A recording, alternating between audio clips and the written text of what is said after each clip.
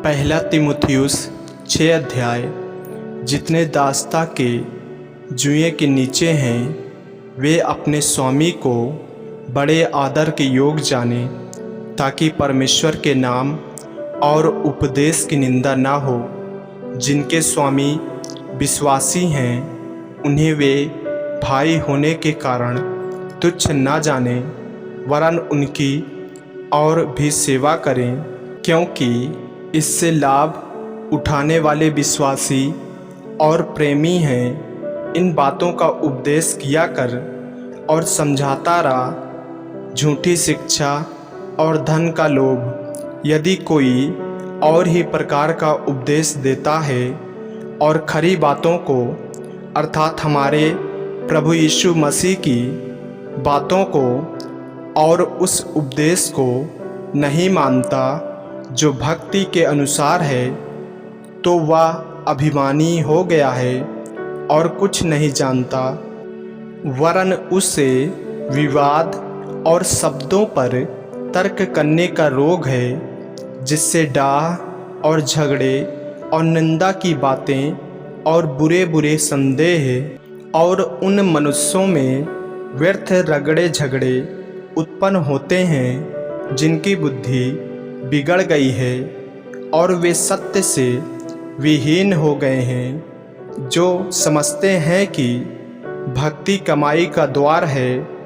पर संतोष सहित भक्ति बड़ी कमाई है, क्योंकि न हम जगत में कुछ लाए हैं और न कुछ लेकर जा सकते हैं। यदि हमारे पास खाने और पहनने को हो तो इन्हीं पर संतोष करना चाहिए। पर जो धनी होना चाहते हैं वे ऐसी परीक्षा और फंदे और बहुत सी व्यर्थ और हानिकारक लालसाओं में फंसते हैं, जो मनुष्यों को बिगाड़ देती है और विनाश के समुद्र में डुबा देती है। क्योंकि रुपया का लोभ सब प्रकार की बुराइयों की जड़ है, जिसे प्राप्त करने का प्रयत्न करते हुए बहुतों ने विश्वास से भटककर अपने आप को नाना प्रकार के दुखों से छलनी बना लिया है। तीमुथियुस को व्यक्तिगत निर्देश। पर हे परमेश्वर के जन, तू इन बातों से भाग और धर्म, भक्ति, विश्वास, प्रेम, धीरज और नम्रता का पीछा कर। विश्वास की अच्छी कुश्ती लड़ और उस अनंत जीवन को धर ले जिसके लिए तू बुलाया गया और बहुत से गवाहों के सामने अच्छा अंगीकार किया था।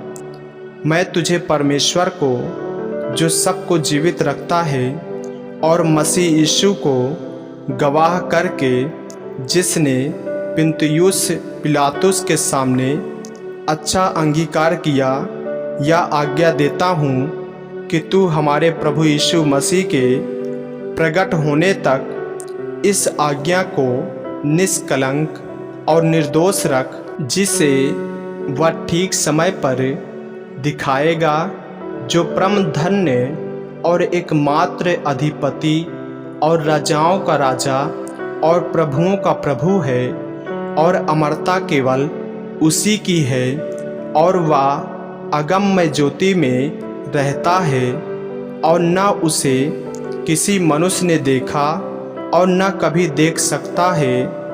उसकी प्रतिष्ठा और राज युगान युग रहेगा। आमीन।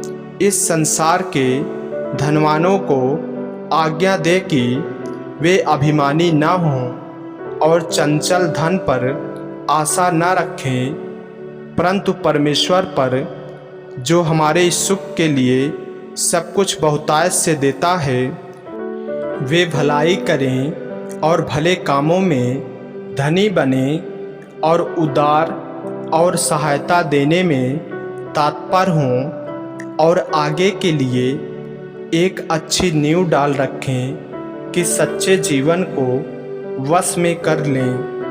हे तीमुथियुस, इस धरोहर की रखवाली कर और जिस ज्ञान को ज्ञान कहना ही भूल है, उसके अशुद्ध बकवाद और विरोध की बातों से परे रह।